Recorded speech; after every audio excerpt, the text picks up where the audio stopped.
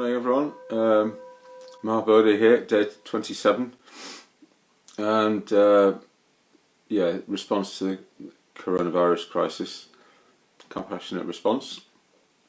Okay, so this week we've been looking at the theme of coping with isolation and issues around that, it's been kind of pretty interesting really this week how things have just kind of arisen as themes, I had no idea what I was going to do late last night when I went to bed, but this morning. But I thought, it just occurred to me that the whole kind of field of like creativity might be something that'd be helpful to explore this morning. So that's what I'm going to do, and maybe we're going to have we will have a little bit of a practical session around that. But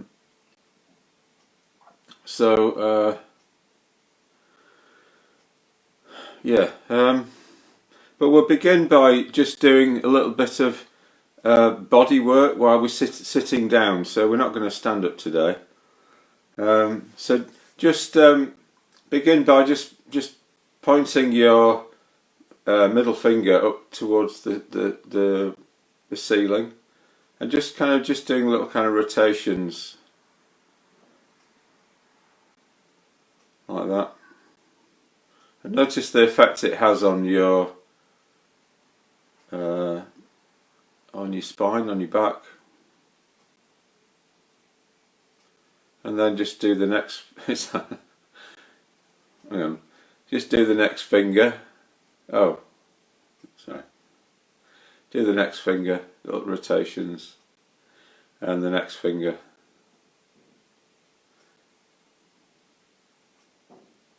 And just put your fingers pointing outwards. Your index finger, just little circles.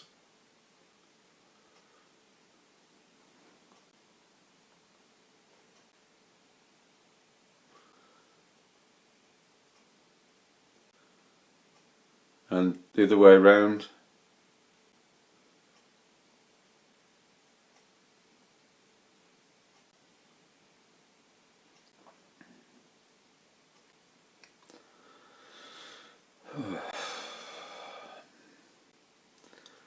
And just take a few breaths, deeper breaths.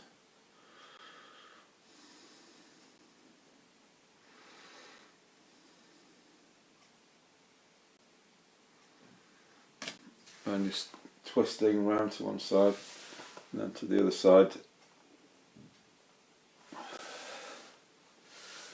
And we're going to just start with a mindfulness of breathing meditation, just watching the detail in our breath from moment to moment. So the idea is that we're trying to kind of refine our awareness so that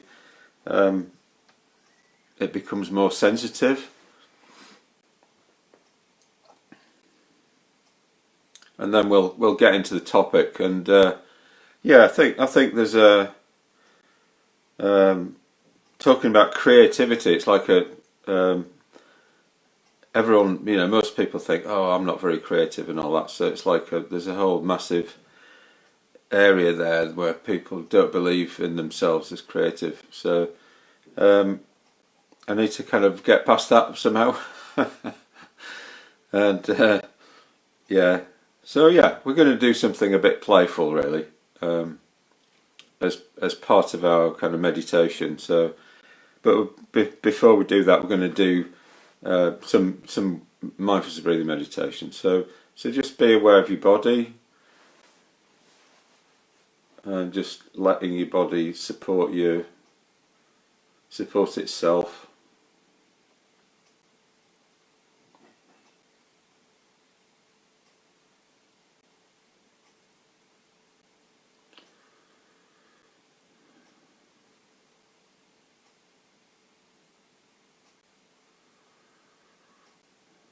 And acknowledging how you're feeling at the moment.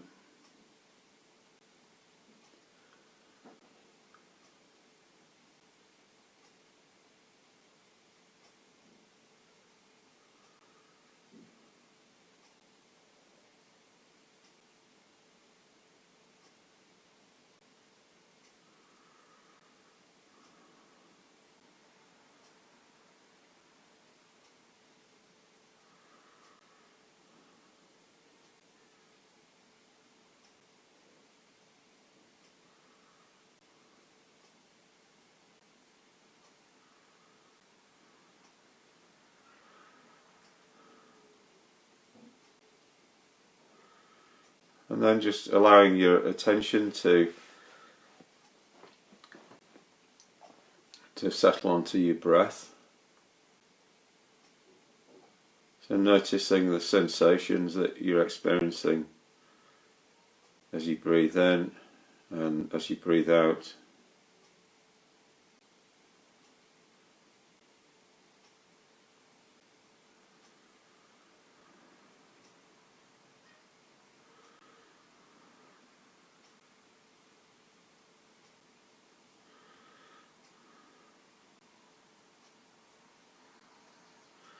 And looking to pick up the detail in that breath. So we might just be aware that we're breathing in a little bit of a vague sort of way, that a breath is happening, but what we're trying to do is to try and notice the actual experience from moment to moment. So, and we do that by noticing what the detail is. So what can you say is happening right now in this moment in terms of sensations and movement in your breath, and then in the next moment and the next moment. So you have to kind of keep with it all the time and not phase out, not just go vague about it. What can you say is happening now, and then and now and now? Little delicate sensations where the air's touching your skin. And just softening your mind so that it's not worrying about anything, but staying with this. So we're trying to create a creative space for doing this creative activity, which is to just keep paying attention to something.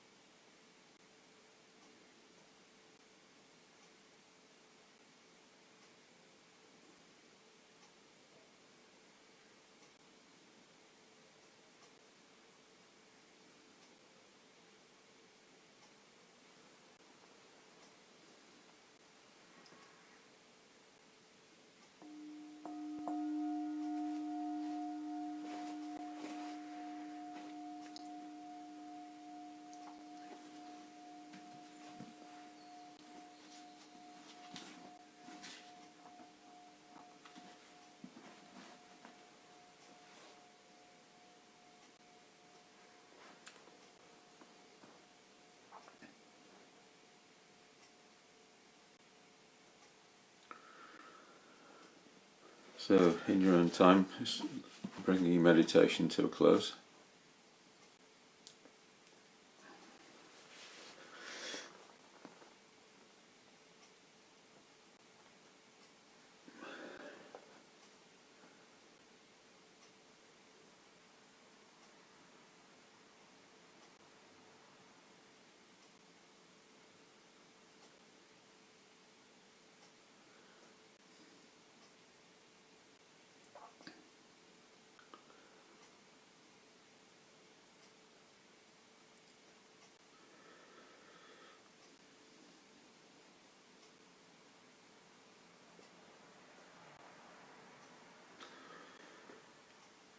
So I thought I'd prepared for this talk, but I don't know really. I've been feeling a bit nervous. It's a bit like talking about creativity. It's like I start, the thought comes up: who do you think you are talking about creativity? And but maybe that's part of the whole process. Like, who do you think you are? That's what can come up, when we try and do something creative. And I put a couple of links on the Facebook to do with creativity. So there's a book called Creativity by Mihaly Csikszentmihalyi, who's a Czech psychologist, very well-known psychologist. And there's a guy who's commenting on that book. I think it's a really good summary, and also Jordan Peterson talking about the curse of creativity. How it is for creative people, and you think you're gonna you come up with an idea, and you think you're gonna it's going to just be natural that you make loads of money at it, but he outlines exactly why that is not the case, because you come up with something original that's going to change the world, and then because nobody knows what it is, they can't search for it on Google, or they can't, because it's new, it's original, it's not within the currency of the culture. So yeah, I think that's like really interesting. So that's, in a way, that's creativity on its highest level, is where where somebody's doing something and it just really changes the culture. Like Albert Einstein, or Picasso in his Cubist period, and Braque, and people like that. So, or Leonardo. But I think that on our own individual level, there's a we can chunk it down, and there's a way in which it's kind of creativity is just important for us, just in individually. Never mind changing the culture. So I want to try and explore a little bit what that is, and I'm not quite sure what I'm going to say exactly, but yeah, I'm just going to try and explore it with some thoughts and ideas and images and things. So I'll just say a little bit about my own particular history with creativity. So basically, I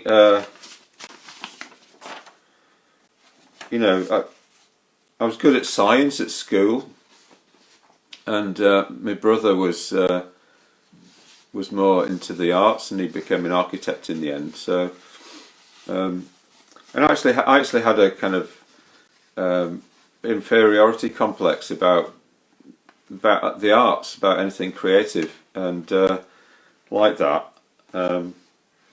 But I was interested. I thought, I did like colour, and so I started to do some paintings in the last years of school, and I did some copies. So I did a copy of a Turner, and I did a copy of a Cézanne, and a copy of a Picasso.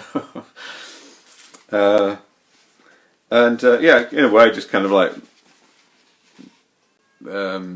trying to do something I think I felt like doing my own thing was a bit too expressing my own anything of my own was a bit too much. So I think there's a thing here of like individual authorship and expression. So it can, we can feel like, who am I to express something, and that can just go on for years, really.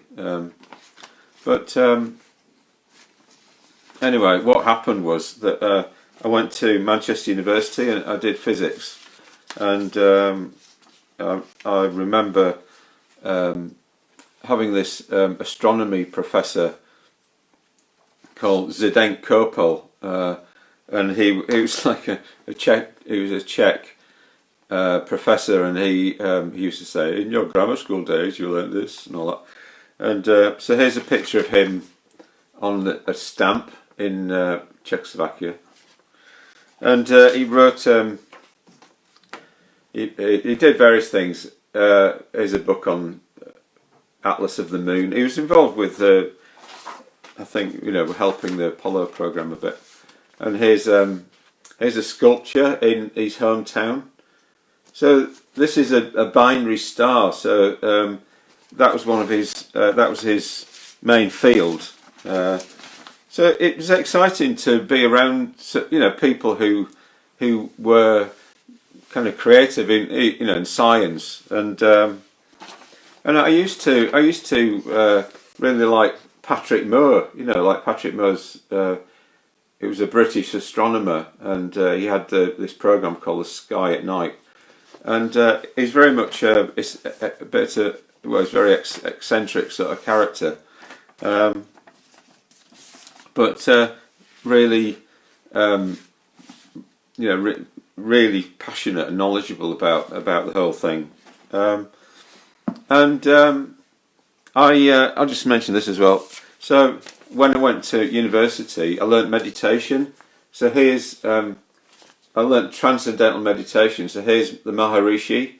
This is from 1974. So 1973, I went to university, and I went to see him at the Albert Hall. Learnt TM, and he had this idea of a world plan. That if 5% of the world's population learnt to meditate, then the theory was that would change the general. It would change everything if 5% of people meditated. So anyway, that was kind of interesting. But I ended up. I was kind of interested in Buddhism, but I didn't think you could really practice it in Britain unless I thought you had to go to Japan. So you'd get books on Zen Buddhism. You get books on Zen Buddhism, like Alan Watts. I think his book was called The Way of Zen, and that was all kind of quite romantic. And anyway, look, I picked up this book by Alan Watts in a second-hand bookshop, and when I opened it, inside there's a letter. There's a letter from Alan Watts to somebody. Oh, you can't see it. There it is. 1971, signed in pink felt tip, and with some Japanese text on there. And so that was just before he died. He wrote that. So you had like Zen Buddhism and things, and where was I? Yeah, so in that book, Uncarved Block, Unbleached Silk, Watts is talking about the kind of Zen aesthetic of wabi sabi, which is like you get things like you see a flower at the bottom of a hedgerow, and it's just one flower, and there's something, or there's a gate which then doesn't go anywhere. So often in Zen aesthetics, you've got this sense of slight kind of pathos, or some things it reminds us of the human situation, you know. So when you have a Zen gardener mentioned this the other day, it's like there's this ordered gravel which is raked, but then you've got this these rocks sticking up, which are quite jagged and natural, you know. So you've got this mixture of the natural and the constructed.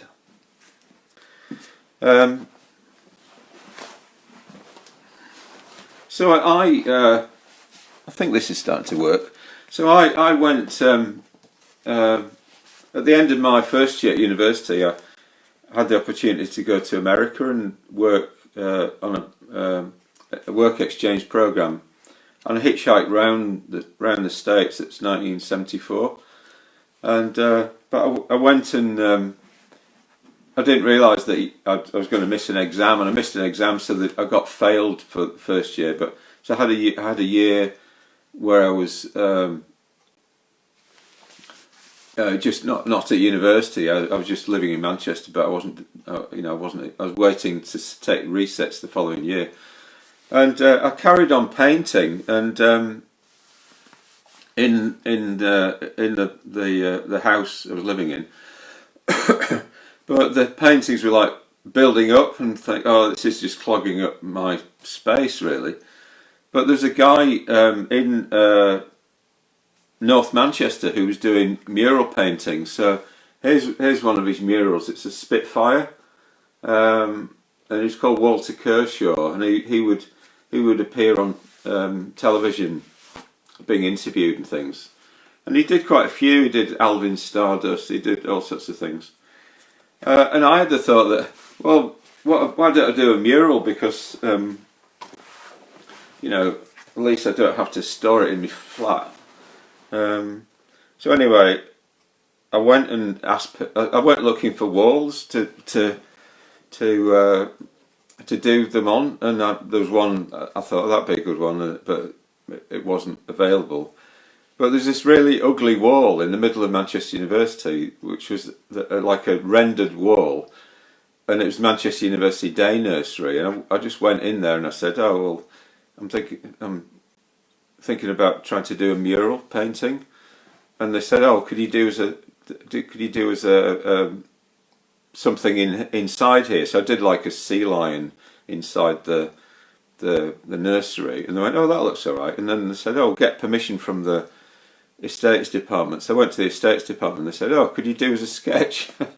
And I did a sketch on just some plants in pencil on a sheet of A4, and they went, "Well, that looks all right, but we're going to knock this building down in a couple of years, so just to warn you, So I got permission, and I got a scaffolding. I got some workmen would come along and move this tower scaffolding for me if I needed it moved.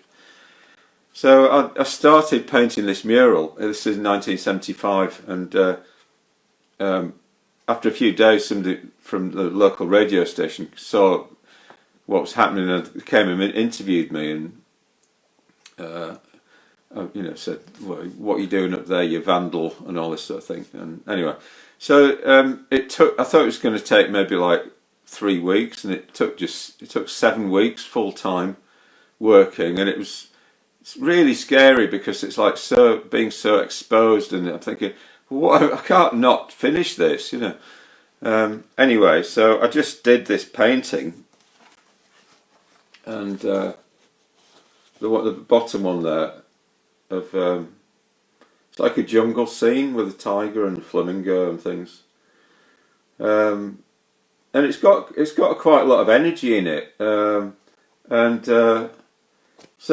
but luckily I went to the Northwest Arts Association and asked for money for paint, and they said, "Oh well, have you started already?"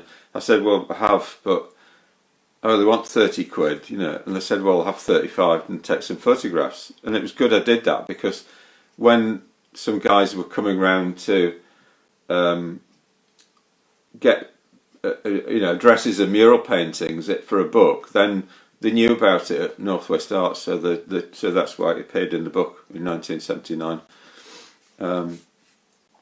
So yeah, and my art teacher, Brian Kestevan, remember being at school, and I did a paint. I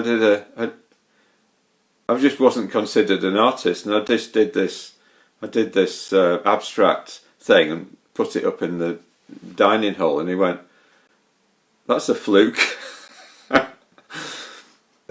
Anyway, yeah. So I've always had this kind of slight, kind of inferiority complex around, but it's not there anymore, really.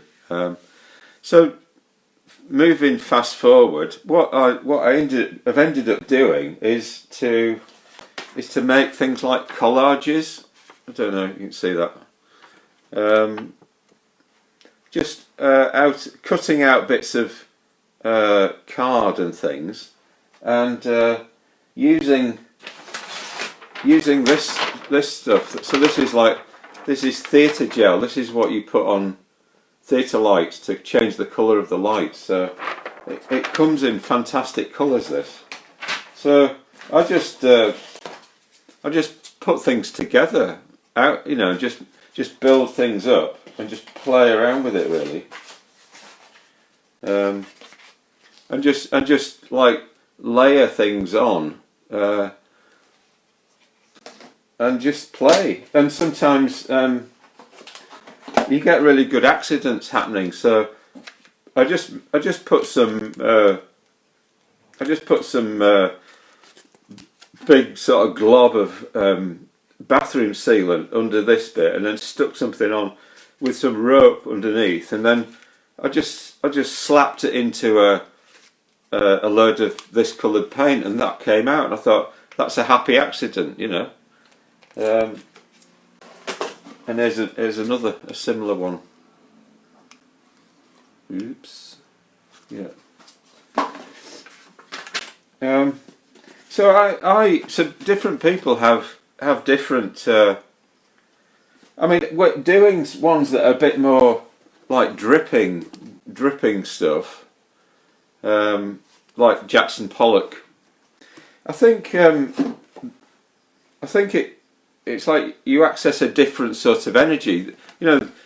When you do something in a neat kind of way, then and controlled sort of way, that gives you one sort of energy. But then when you just go a bit crazy and you go random sloshing, kind of gloss paint around and just waiting to see what happens and stuff, it has a different sort of energy. So I've found that sometimes if I'm feeling a bit precious about my emotions and things, and then if I let myself do some art, then because the emotions are involved in it, it's like those emotions are being kind of like rehearsed and exercised, and then I don't feel so tight about them, precious about them, So you get different effects from different sorts of creativity, different sorts of art. So here's an example of let me see that, a big painting of a Buddha. So that's in the Birmingham Buddhist Centre. It's 10 foot by 4'8".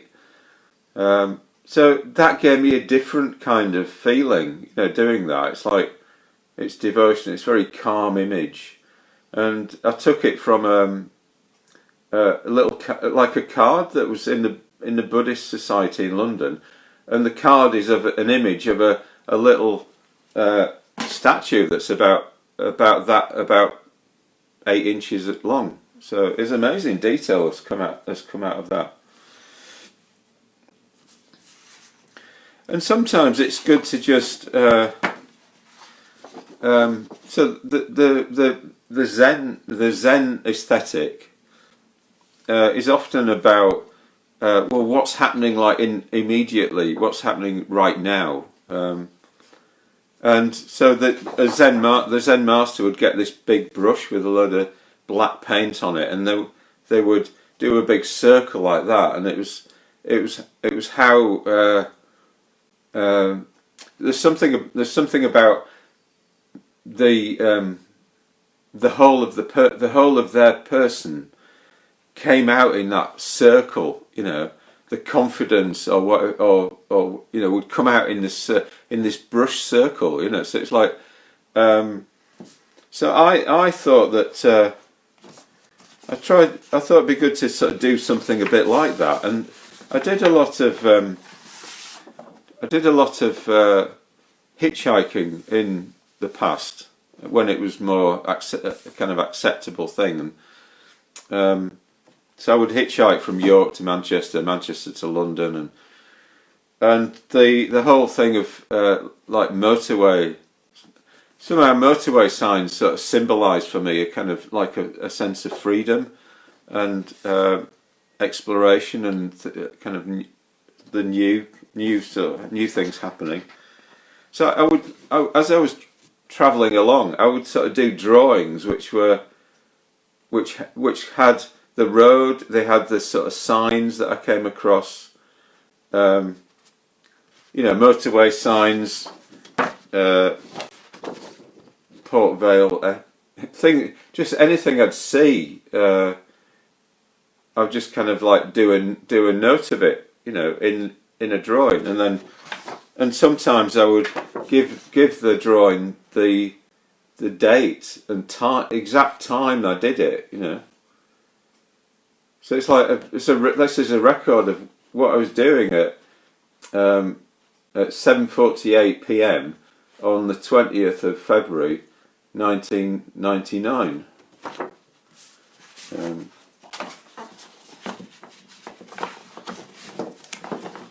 So yeah, so sort of trying to. Here's some waves on holiday in Greece.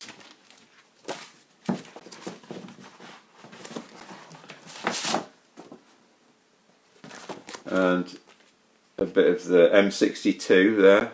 So the lights, motorway lights and things.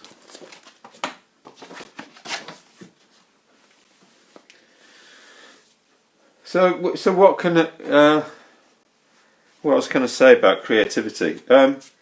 Well, I think there's a whole idea of like authorship. So it's like the images that I've come up with are kind of like particular to me. So for instance, I really like this image, which is a load of banners that are hanging down in Chelsea and Westminster Hospital. So that's a hospital in Chelsea in London, and they absolutely went to town with putting art into the hospital. They built art into the hospital, into the whole structure of the way that they designed it and everything. Really fantastic. I just love it. And these hangings are by a guy called Patrick Heron, who was a St Ives artist from the 1950s, 60s, that sort of period. So I feel personally attracted to that kind of colour, primary colours and shapes and stuff. So a lot of the things in my flat are like this. Have got bright colours in them, and here's a bit of art I did, which is like that, using the theatre gel.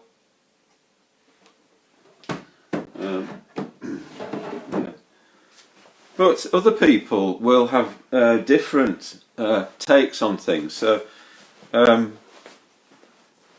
so say Francis Bacon, who is a British painter who does like really kind of twisted, distorted figures that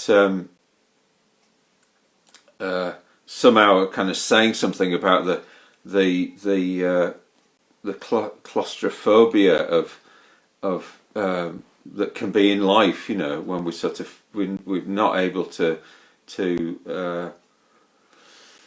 yeah, you know, the darker side of life. So his paintings really express that sort of tension that's there in life sometimes.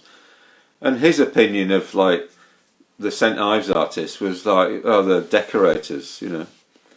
So everybody has their own like take, and so art in a way it helps different people in different sorts of ways, and you've got to kind of work from where you're at, and you know, work out your own way forward, because in a way what imagination is kind of you come up with an image, and then that image is like a way forward into the future. So you have a, you know, if it's a beautiful Buddha image, that's like your way, it's guiding you towards the things that you want in life. But so when you do a painting, you know, so I think this one here, what this says to me is that when I move forward, I need to take all the mess with me, all the chaos with me, not leave it behind, you know. So it's a kind of message about integration and about inclusion of things that are maybe not that comfortable and things. So yeah, so many people, you know, when faced with an art class or something like that, or writing class, the initial response can be fear, you know, like, or a feeling like that isn't me, or that isn't anything to do with me, and you know, I think I've seen people being in that situation, and then I have seen them change. I have seen them relax, and I think one of the ways in which that happens is when they take a step into that world and just try it. You know, just try and maybe do it with a group of other people, and often, yeah, a bit like I was saying earlier in the week with the monk Megir and the Buddha. So it's like the Buddha was saying, you need to be around people who are who've got the qualities that you're looking for. So, you know, for people to be around, try and just be around people who you think, and just try and feel kind of just like you deserve to be there with people who are creative. You know, we are all potentially creative. It's just often a question of confidence and of finding our own way forward with that's ours, not somebody else's. You know, so yeah. So I just want to mention this book, The Artist's Way by Julia Cameron. So there's a lot of people I know use this book as a way of beginning to start doing some sort of creative process. And if you're a writer, this is quite a good one. Writing Your Way by Manjusra. So yeah, so I thought that what it would be nice to do just for a bit is, rather than it be me talking about creativity and then the video ends, that we actually just spend 10 minutes just doing something creative together. So I'm going to do a bit of making a collage. So do you want to get some materials together? So it might be that you just get a piece of paper and a pencil or something, and or, you know, if you might want to write some words, some poetry down, some kind of do anything really. When we're going to do it for 10 minutes, and then what we can do is we can share, if we want to, in the comments, you know, what we've come up with. Maybe take a photograph of it or something. So we're actually doing it rather than yeah, just talking about it. Okay, so I'm gonna ring a bell to start our 10-minute creativity period, and then I'll ring a bell when it's over. So good luck.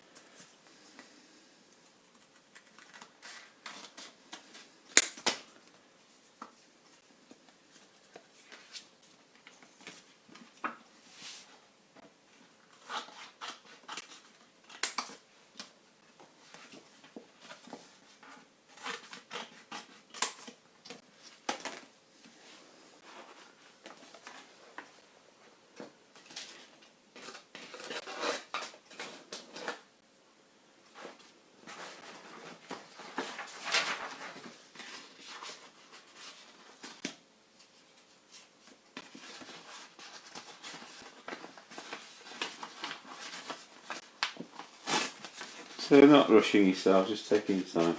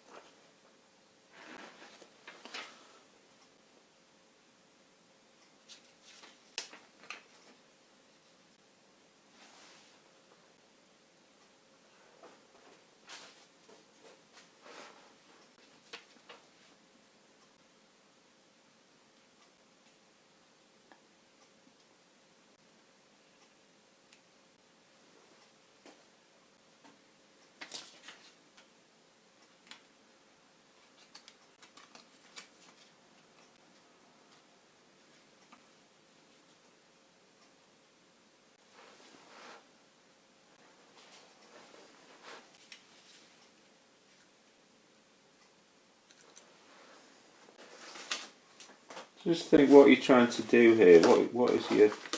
What's your aim? What do you want to express?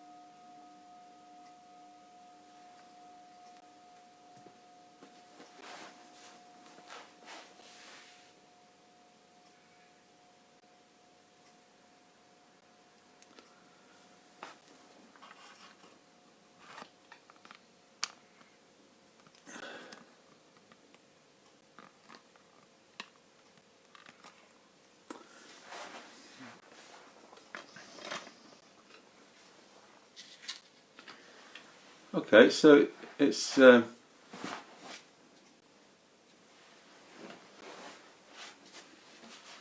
think when I'm making collages, things just make a bit of progress, and then I put them down again.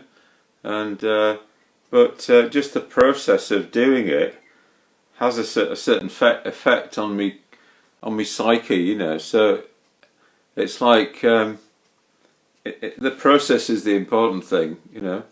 And then sometimes we end up with something that we think, oh, that's, I quite like that, oh, that's interesting. But yeah, you know, so we just build things up through little increments, you know.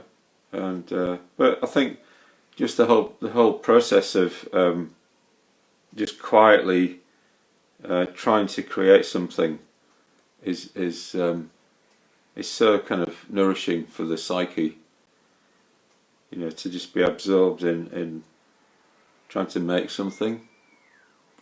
So if you want to carry on doing, you know, doing some creativity, it's like it's woken mine up a little bit here, and maybe share anything that you've you know, that you want to. You don't have to share it either. So yeah. Okay. All right then. Thanks a lot. Bye.